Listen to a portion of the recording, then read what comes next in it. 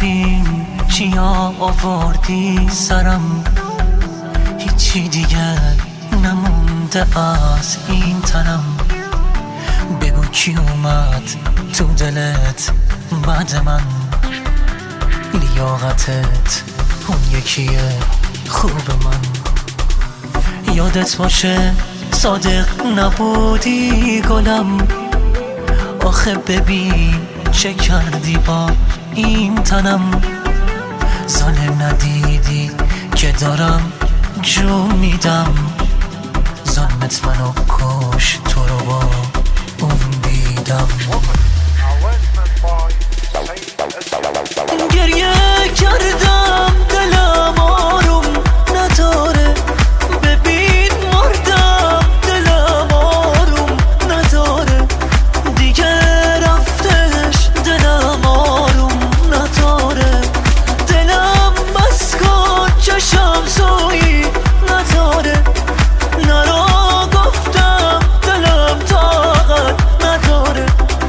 ظالمین بار وفاتنگی نداره. I think this is a very sad song for nowadays. This is a my story's life. Vocalist and arranger by Said Eskandari.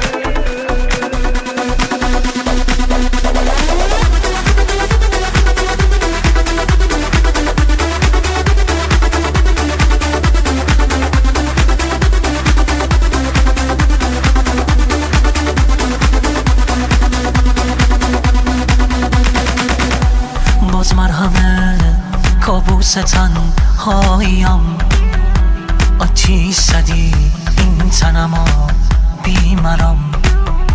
هیچکی مثل من نشده آواره، این روزگار اصلا وفا نداره.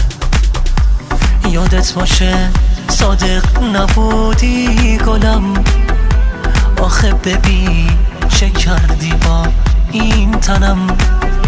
ظالم ندیدی که دارم جون میدم، ظلمت منو کش تو رو با اون دیدم.